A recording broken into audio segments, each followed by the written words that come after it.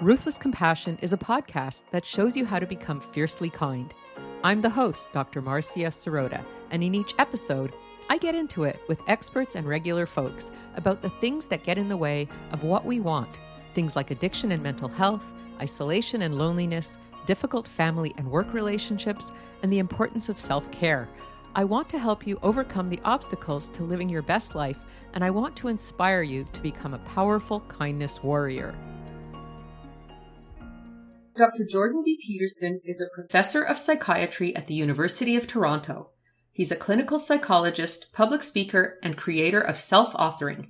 He has been a dishwasher, gas jockey, bartender, short order cook, beekeeper, oil derrick bit retipper, plywood mill laborer, and railway line worker. He's taught mythology to lawyers, doctors, and businessmen, consulted for the UN Secretary General's high-level panel on sustainable development, helped his clinical clients manage depression, obsessive-compulsive disorder, anxiety, and schizophrenia, served as an advisor to senior partners of major Canadian law firms, identified thousands of promising entrepreneurs on 6 different continents, and lectured extensively in North America and Europe. He has flown a hammerhead roll in a carbon fiber stunt plane, piloted a mahogany racing sailboat around Alcatraz Island, explored an Arizona meteorite crater with a group of astronauts, built a Native American longhouse on the upper floor of his Toronto home, and been inducted into the Pacific Kwakwaka'wakwa tribe.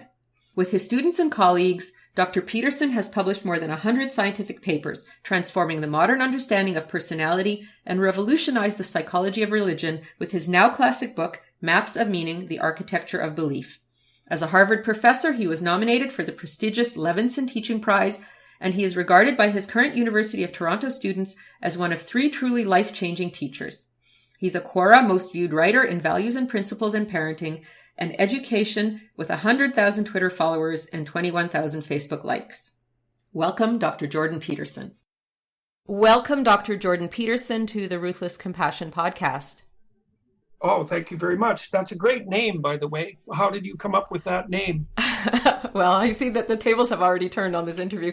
I came up with it because I think that some models of compassion are misunderstood as being a bit soft or overly nice or even overly compliant. And my model of ruthless compassion is a little bit like tough love, love and limits, love and boundaries, love and consequences. So when we use ruthless compassion with ourselves, we look at ourselves very honestly without beating ourselves up for what we see, so that the honesty and the compassion motivates us to do better. And when we work with other people, when we deal with other people, we love them and we accept them, but we don't tolerate any unacceptable behavior from them. So ruthless compassion enables us to be empowered and kind. That's where it came from. Yep. Well, it reminds me of something that Jung talked about with regards when he talked about classical conceptions of God and like archaic conceptions of God. Let's say that it was necessary for God to rule with 2 hands, justice and mercy. Mm-hmm. And justice is the discrimination and honesty and judgment that says this is better than that. And that's what enables people to strive forward. And mercy is the recognition that while striving towards higher modes of being, people are going to make errors and need to be able to be forgiven so that they can try again. Said, with only mercy, everyone drowns in pity, and with only justice, everyone fails all the time. And so those 2 things have to be balanced. And it seems to me that that's a balance likely between the traits of agreeableness and the traits of conscientiousness. Conscientiousness is kind of a cold virtue. It's very judgmental. It means you have to do this and you have to do it right. And there's a right way and a wrong way. And agreeableness is more like pity. It's more like maternal compassion, I suppose. And it says that, well, whatever you do, you'll still be loved. Well, neither of those can stand alone. So it's a good title. Thank you. I love your fleshing it out a little bit more with some background. That's very nice. So the first question I always like to ask my guests is, what are you doing with your life right now, and how did you get there? Well, I'm probably doing what I have been doing for the last 30 years, except more publicly, I suppose. I've been very interested in what you might describe as the psychology of belief, or maybe the psychology of meaning, since as far back as I can remember, really. And I wrote a book about it in 1999 called Maps of Meaning, which was an attempt to do exactly what the title indicates. The full title was Maps of Meaning, the Architecture of Belief. And what I was trying to understand was, what is it that constitutes a belief system, and what are their constituent elements and structures? Sort of like a grammar of belief. That's one way of thinking about it. And I've been teaching about that for a long time. Successfully, I would say. Students have found the courses that I've developed life-changing is the most frequent descriptive adjective. I mean, they're listed that way in the student calendar, the ones the students produce, and that's been the most common response by a large margin in the student evaluations. And then I started doing some work, more public work with TV Ontario. They taped one of my classes about 15 years ago, I guess, probably, something like that, and broadcast it, which was the Maps of Meaning class. And then I started putting my lectures on YouTube, and they've become very, well, I guess they become very popular. They've become very popular by academic standards, that's for sure. So I'm concentrating more and more on making educational material related to psychology available to tens of thousands of people online. So that's a good thing. It's amazing to see that you can use lectures can now be distributed with the same reach and longevity as books. And that's a radically new technology. That's never happened in the history of humanity. So it's a Gutenberg revolution. It's a second Gutenberg revolution. And I'm fortunate enough to be participating in that. Mm-hmm. That's very interesting. Would you like to say a little bit more about the meaning that you're trying to explore with your students and your listeners? Well, it's necessary for people to exist within a framework of meaning. That's a value hierarchy. That's another way of putting it. And you have to exist within a value hierarchy if you're a mobile entity, because you have to move towards things that are better and away from things that are worse. And without that value structure, you can't move. You can't even point your eyes, because you're always pointing your eyes at things of utility and value. So your implicit value structure even guides your eyes unconsciously. It's so much a profound and built-in part of you that there isn't anything that's more fundamental. And then the question might be, well, if you have to have a value system, if it's inevitable that you have a value system, are there better and worse value systems? And if there are better and worse value systems, how are they to be understood? And how do you distinguish between them? Well, that's a very complicated question. It's the question that people have been working on since the beginning of time, I would say, because the fundamental question is, how do you orient yourself in the world and act properly, whatever that might mean? And so people have evolved answers to those questions, and those evolved answers are basically portrayed in their systems of religious belief. And when those systems collapse, people turn to they either fall apart and become nihilistic and depressed and unable to orient themselves at all, which is a very common phenomenon among modern people, or they turn to rationally created alternatives, usually ideological, that are, I would think about them, they're like parasites on the underlying religious structure, and they can be extraordinarily pathological, as we saw in the 20th century. So I had considered all of that and tried to figure out what the appropriate alternative to nihilism and totalitarianism might be. And it fits in quite nicely with the theme of your show, because a large part of the answer to that is, I suppose, something like, what did you call it? Something compassion. Ruthless compassion. Ruthless. Yes, well, the ruthless element is really a very interesting way of phrasing it. But I think that's correct. You have to be ruthless with yourself in so far as you need to discipline yourself and take on responsibility. And you have to care for yourself as well, which means that what you want is the best for yourself, as if you're taking care of someone that you care for.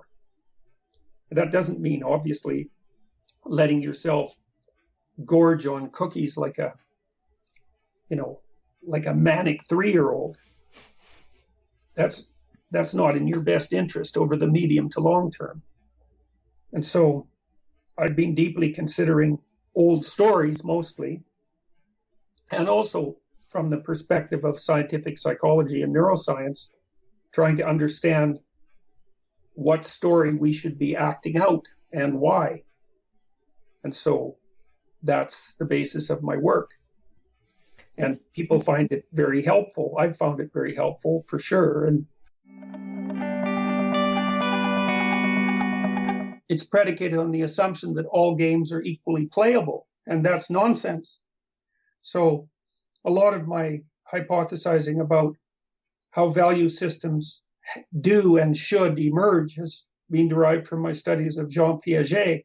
I find his thinking about that, even though I'm a great admirer of the psychoanalysts, I think his model of psychic development or psychological development is richer and more appropriate. Piaget's basic hypothesis was that human morality springs from our ability to, and from the necessity of playing games with one another. And so he describes in some detail how the capacity for children to move from egocentric being, say, when they're 2 years old, or roughly speaking 2 years old, to social being by 4 years old. And the way they do that is by establishing shared frames of reference with other children and pursuing cooperative and competitive goals within that shared frame of reference. And they do that partly by pretending, so role play, which enables them to act out how they should act in the world in a social context, and partly by starting to learn how to play games with rules. And a game is a shared value system, because a game has a point and an end and an aim, and everyone cooperates in that they accept the rules and the aim, otherwise they're not playing the game. And they compete because everyone within the game structure tries to do their best and better than anyone else. So there's a morality of the game that Piaget described very nicely. And then there's an emergent morality, which he didn't concentrate on to such a great degree, that is something that I've elaborated upon, which is the idea that you need to know how to play a game and how to win it, but your real problem is what to do with the set of all possible games. And roughly speaking, a good person is someone who both can play a very large set of games, but more importantly, who is continually invited to play such games by other people. And so that means that the victory is an invitation to keep playing. That's what constitutes victory in the highest sense. And there are rules for being the sort of person with whom other people want to continually play.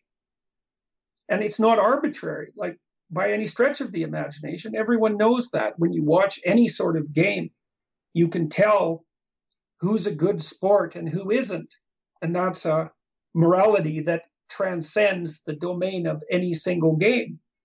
And so partly what people need to do is to learn how to be a good player of the metagame. And there's more to it, because being a good player isn't merely being the sort of person, the sort of child that gets invited to everyone's birthday parties, let's say. There's more to it than that. Because if you're a good player of the metagame, then every time you're playing a game, whatever that happens to be, you're also striving to expand your set of skills. And those skills work within that game, but they also work across games. So a really good player is someone who is cooperating, following the rules, competing, attempting to win, playing in such a manner so that he or she will be invited to play many games in the future, and playing in such a way so that his or her skills and perceptions are being honed and developed so that skill in all possible games is extended. And when you're watching a game, or a dramatic production for that matter, or when you're seeing someone performing at work or in your family, if they're doing all of those things simultaneously, then you find that person deeply admirable. And that's a reflection of your instinct for a higher order value. So there's other elements to it. One element is that you push yourself out into the unknown where it's dangerous, but that's part of expanding your skill set and your perceptual ability. And that's part of hero mythology, to boldly go where no one has gone before, and to garner what you can gather as a consequence of that voluntary exposure. None of that smacks of moral relativism, which is, as I said, a preposterous idea. So, could you say a little bit more about that? Well, there isn't an infinite number of ways to play the set of all games so that people want you to play with them. It's something that converges on a finite set of solutions. I mean, look, let's think about it. You tell your child it doesn't matter whether you win or lose, it's how you play the game. And then you're watching children play, and you think, well, that child is too jealous, and that child is too irritable, and that child is too pushy, and that child is very good at playing, but they won't pass or share. So you can continually enumerate the number of ways that someone can fail at playing properly, and everyone can recognize it. And so then instead you see a child who's playing properly, and that person is happy and engaged. They're trying as hard as they can, though. They're trying to win as well, but they realize that there's something more important over the game than merely winning. So, for example, if someone falls and gets hurt, then the child who's a good player is going to stop playing and go see what happened to the child who got hurt. And that means that they know that there is a reality outside the game that has to be considered while the game is being played. And everyone can identify people like that and admire them. And so it's not something that's foreign to human experience at all. And you see that in movies and fiction as well. It isn't difficult for people to identify the hero and the villain in every form of representational drama. I mean, I saw this really great documentary once called Hitman Hart, which was about Bret Hart, who for a while was probably the most famous Canadian on the planet. And he was a wrestler. And he always played the good guy. He was the hero. And it was a fascinating video because it helped me understand why people watched wrestling, pro wrestling. I didn't understand until I watched that video that pro wrestling was a drama of good against evil. I mean, it's a very primordial drama, right? It involves physical conflict and nothing else. But Bret Hart was a hero, a good guy, the golden boy of wrestling, and he was always being put in the ring with vicious villains. And everyone understood that drama, even though it was being enacted at the most primordial embodied level. It was still a mythological representation. So everyone understands it. Everyone understands it.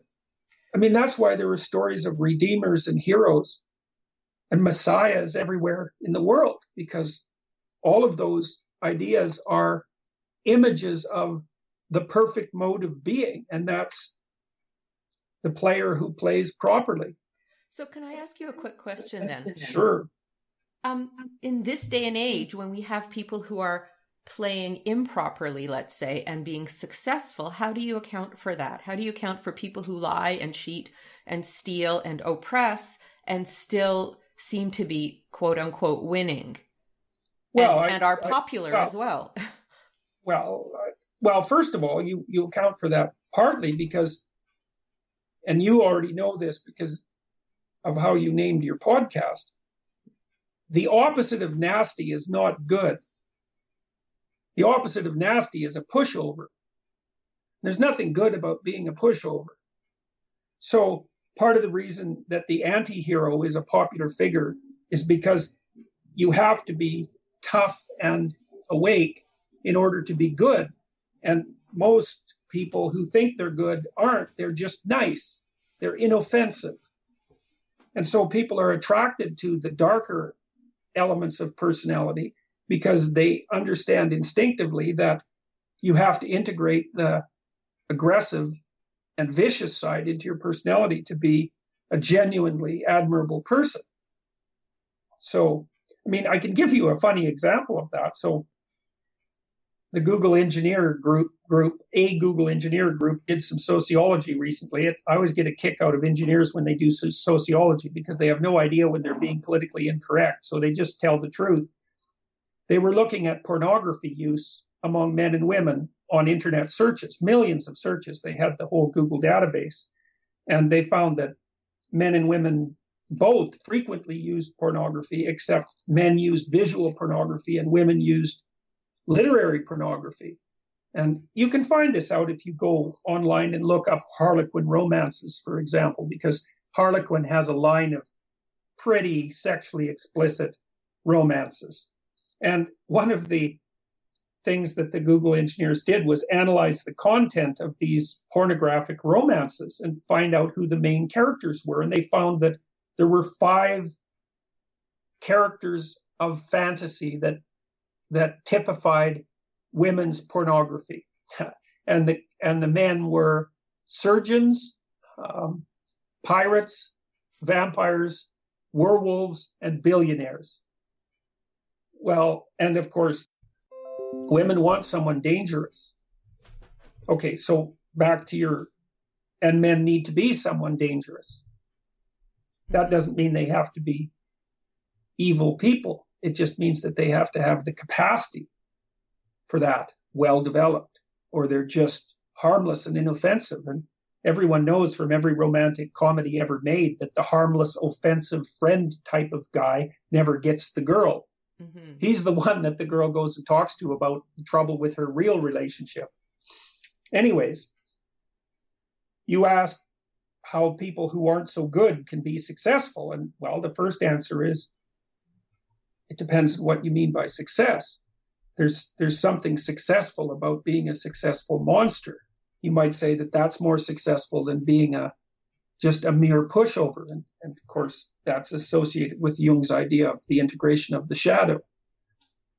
And then the next answer might be, well, don't be so sure that those people who are lying and corrupt are succeeding. They might have more money than you for some short period of time, but I've never seen anyone, and you have experience as a clinician.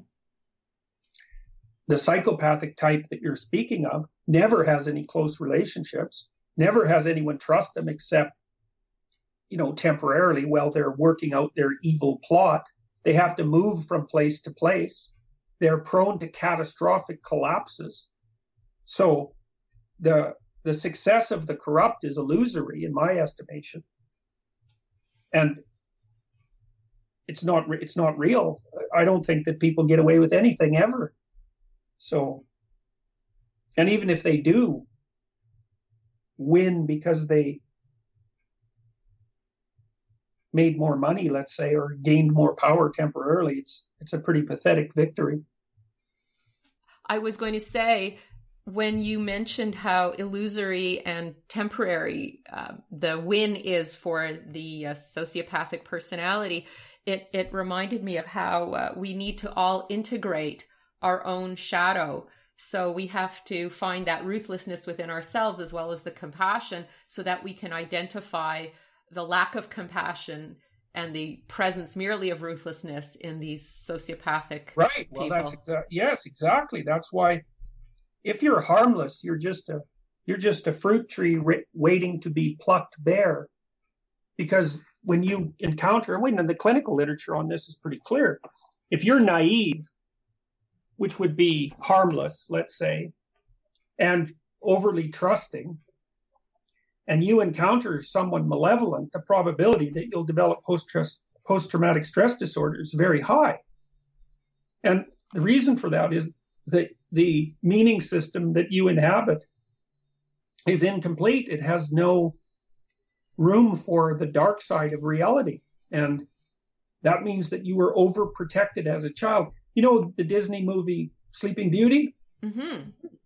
Well, Aurora is the princess, right? And her parents have been waiting a long time for her. So they're older and prone to be overprotective, like virtually every parent today. And so they have so they're desperate for this daughter, and they have a christening party for her, and they forget to invite one person, or they avoid inviting her. That's Maleficent, right? Maleficent is the negative part of nature, the evil queen, right? The same as the Red Queen in Alice in Wonderland, who's always running around saying off with their heads, and who tells Alice that in her kingdom you have to run as fast as you can just to stay in the same place. It's the dark side of nature. And the king and queen in Sleeping Beauty don't invite that to the christening. They don't include that in their daughter's life. And they make her dangerously unconscious. And so when she finally hits puberty, she falls asleep. She can't cope with reality. Her consciousness cannot, its light cannot stay lit. And then the hero has to come along and save her. And, that could be the handsome prince. That's one way of thinking about it. Or it could be her own capacity to face the dragon and prevail. But you don't face a dragon unless you have a sword and the capacity to fight. So, and without that, you're doomed to unconsciousness. Simple as that. So it's necessary for people to recognize themselves as monsters and then use that monstrous force to give their personality some power. Otherwise, they're not good. They're just harmless. It's not the same thing at all.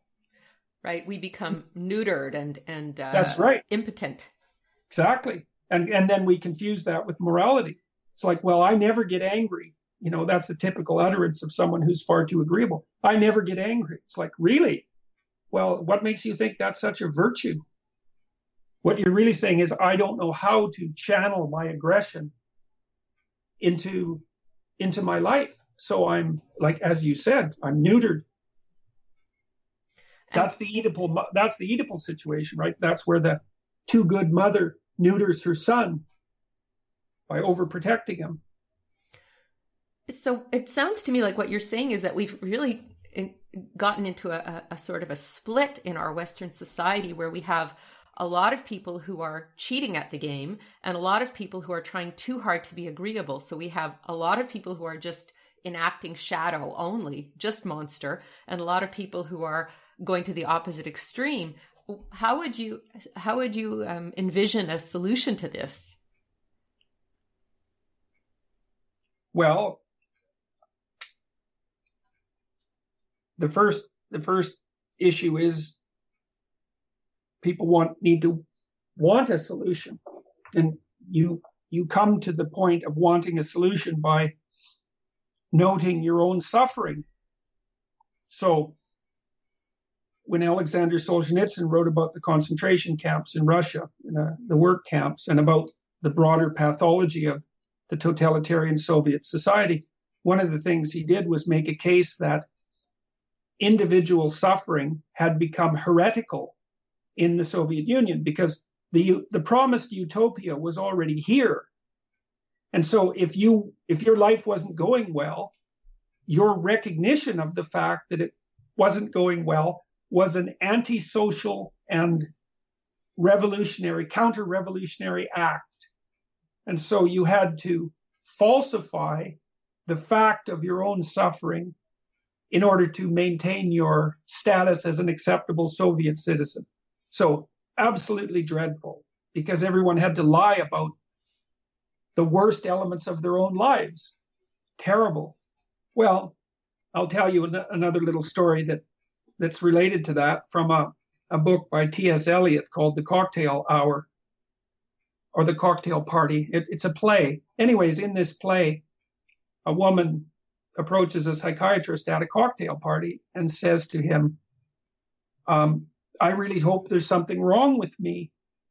And the psychiatrist, of course, is puzzled by that statement. And he says, well, what do you mean? And she says, well, my life isn't going very well. I'm suffering badly. And as far as I can tell, there's only two options. There's either something's deeply wrong with the structure of reality, or there's something wrong with me. And I hope there's something wrong with me, because there's nothing I can do about the structure of reality. But if I'm doing something wrong, at least I might be able to fix it. Okay, so then you might say, well, you start by recognizing that everything isn't going as well as it might be, and that perhaps there's something wrong with you that you might fix. So that's the initial decision. And it's hard to tell what brings people to that decision, but sometimes it's suffering beyond their ability to tolerate. Well, then once you decide that there's something wrong with you, you make another decision, which is, well, I'm going to try to make things better. And then the final decision is something like, I'm going to honestly try to make things better. So you orient yourself towards a higher good, even though you may not have much idea about what that is to begin with. And you decide that you're going to do that truthfully, right? Mm-hmm. And then you start to fix things up that you can fix. Local things, small things that are within your power to modify and change. And you, as the old saying goes, you stop trying to take the mote out of your brother's eye, and you concentrate on taking the log out of your own. But you have to understand that you have to admit to yourself that you don't know everything and that your life isn't everything it could be. That's humility and compassion and judgment all tied together. Mm-hmm. Well, that's a good start for sure. I wanted to just change the subject a little bit, because there's something that you've been doing lately, which is very interesting, called the self-authoring program. And I just wanted you to mention that a little bit. Yeah, well, it's a series of writing programs that are available online at selfauthoring.com. And there's three sets of them. One of them helps people write an autobiography. That's the past authoring program. And so it asks people to divide their lives into 6 epochs and then to identify and write about the most emotionally significant events in each of those epochs, especially the ones that still have negative emotional power.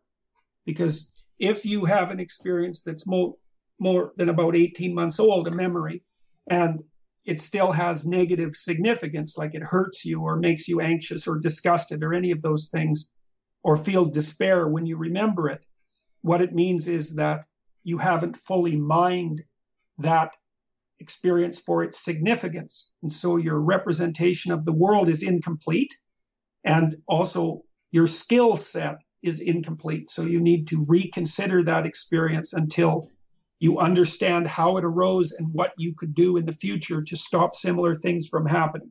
And that'll make the negative emotion go away. And so you can clear up your negative memories that way. It's not easy, it's difficult, and that lowers your overall stress load and decreases the probability that you will chronically produce cortisol, which is the primary stress hormone. And cortisol is an immunosuppressant and also has all sorts of other negative health effects if it's produced in excess. And then the present authoring program helps you analyze your personality according to standard Big 5 trait models: extroversion, neuroticism, agreeableness, conscientiousness, and openness, and to bolster your virtues and rectify your faults. And then the future authoring program helps you make a plan for your life, or to create a value system. You can think about it either way. And it asks you to consider the most important dimensions of your life. And so those are pretty standard: friends, family, employment, education, utilization of time outside of work, and use of drugs and alcohol, and mental and your steps taken to ensure your mental and physical health. So those are the dimensions that you're asked to consider. Then you're asked to sort of dream about what your life could be like 3 to 5 years down the road if you were taking care of yourself properly and you had what you wanted and needed along those dimensions. You write about that for 15 minutes without too much concern for structure. And then you do the reverse, which is to write about what your life could be like in 3 to 5 years if you let all your bad habits and resentments and proclivity to procrastinate and tendency towards cruelty to yourself and others, all of that, if you let that let it manifest itself fully, what sort of terrible place would that take you? And that enables you to clearly conceptualize the hell you should avoid and the heaven that you should strive to bring into being. And that increases your motivation. And then the second half of the future authoring program helps you make a detailed plan to accomplish the positive part. And it asks you to articulate why your life would be better if you did what you suggested, how your family's life would be better, how your community's life would be better, obstacles that you might encounter, ways that you might overcome those obstacles, and so on. And we've used that now with thousands of university students, mostly in Europe, but also in Canada, in 2 different locales. And the effects, especially on university dropout, have been amazing. It drops the dropout rate on average about 30%. And with selected populations, it seems to work particularly well for men, especially for men who don't have a great history of achievement. It has a differential effect on them. But it increases academic performance and decreases dropout substantially. So it wasn't designed specifically for university students. That was just an easy population to test it in. But if people want to do it, they can go onto selfauthoring.com, and you need to elaborate out and articulate a value structure, because otherwise you're weak in standing up for yourself and moving forward. You can't articulate what you want to yourself or to other people, so you won't get it. For sure. A quick question that just popped into my mind. It seems to me that one of the biggest sets of values that are pervasive today are the values of pursuing money and fame and influence. When people are pursuing money and celebrity and social influence, how do they get off track in terms of that value system that would make them happy and fulfilled and a good game player in life? Well, it's a bit one-sided. That's the problem. That's why you have to consider all these dimensions. Like, I had a friend once who wouldn't pursue anything because he regarded the pursuit, say, of influence and money as immoral. And, you can make a case for that, but that doesn't mean that failing to pursue anything at all constitutes a valid moral decision. I would say pursuing something one-sidedly is a lot better than not pursuing anything. Mm-hmm. It's not easy to figure out how to pursue success at one thing while simultaneously providing for the other necessities of a balanced life. So some of it, the reason that people get one-sided is because it's just really hard to do everything in a balanced manner. But if you set out to attempt that, the probability that you'll do it is higher. You have to think it through. What do you need for your life? Well, what do you want the money for? That's a real question. I mean, lots of men pursue money because it's like a scorecard, and they're very competitive, and so they compare their performance to that of other men using money as a marker. And fair enough. Lots of things get accomplished that way, and some of them are good. But your life needs to be, you need to stand on more than one leg, because otherwise you get warped in a single direction and you're unstable. And so you need to carefully think through what a full and rich life would be across the entire span of your life. And if you do that carefully, you come to understand that, well, it's not so bad to have some friends and make time for them. And you might want to have a bit of a life outside of work if you can manage it. And you should pay some attention to your intimate relationship, because even if you're pursuing your career wholeheartedly, if you get divorced with kids at 40 and you're in divorce court for 15 years, it's going to ruin you financially and detrimentally affect your career. Even speaking unidimensionally, it's a foolish idea. And so you have to think about human existence across the entire lifespan, and familial relationships and intimate relationships and social relationships are a very important part of life lived across decades. So it's wisdom, I suppose, of some sort to consider all of that. So Jordan, having heard all this very interesting kind of thinking and speaking, a couple of things come to mind. First of all, would you have a call to action for the listeners today? And second of all, where could we find you if we are looking to explore your self-authoring program or anything else about you? Well, we can start with that. You can find my videos. I have a lot of them at Jordan Peterson Videos on YouTube. I have a website, a home site, which is jordanbpeterson.com. Jordan B as in Bob, Peterson.com.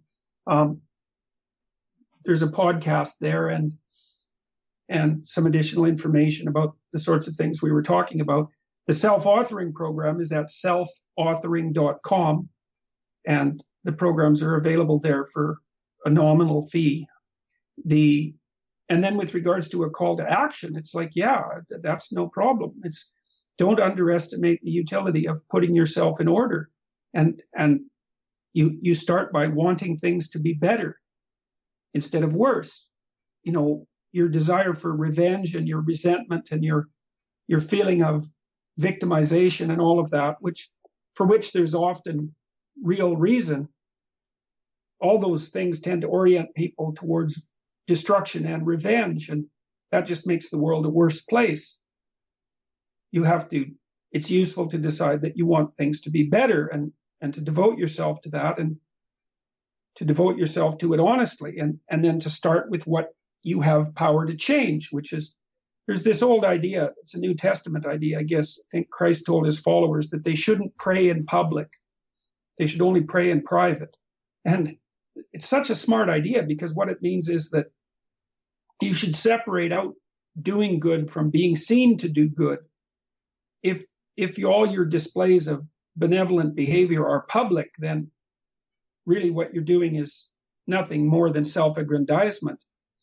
If you want to fix things, you usually have to start kind of humbly and privately by fixing up the things in your bedroom and fixing up the things in your family and fixing up all the obvious things, the things that are obvious to you that you're doing badly and wrong. And you don't get any awards or plaudits for that. But that's the way forward with regards to repairing the world. And so I would say if your life lacks meaning, then you should try orienting yourself towards the good and fixing what it is that's in your power to fix. And do that for 3 or 4 years as an experiment. See what happens. You'll find that your nihilism and contempt for life will disappear as you find out how much there is that you could do. So that's the way forward. That's the central motif of Western civilization. Improve the individual. I love that idea, and I really hope that people take that call to action very seriously. It's really been a pleasure talking with you today, Jordan, despite some of our technical difficulties. And I hope that people do go to your sites and have a look at what you're doing, because it sounds really fascinating. And I'm sure we could talk for another hour on a variety of topics, but I think we'll leave it for here today. And many thanks for coming on to the show. That was Dr. Jordan Peterson, and I'm Dr. Marcia Sirota. If you like this podcast, please subscribe and review it on iTunes. You can also sponsor me on Patreon at patreon.com/Dr. Marcia Sirota. And please sign up for my free monthly newsletter at marciasirotamd.com. My new book, Be Kind, Not Nice, How to Stop People Pleasing, Build Your Confidence, and Discover Your Authentic Self, is now available on Amazon.com and Amazon.ca. And by the way, my apologies for the technical difficulties in this podcast. Hopefully we'll be up and running with a brand new computer system the next time you hear a podcast.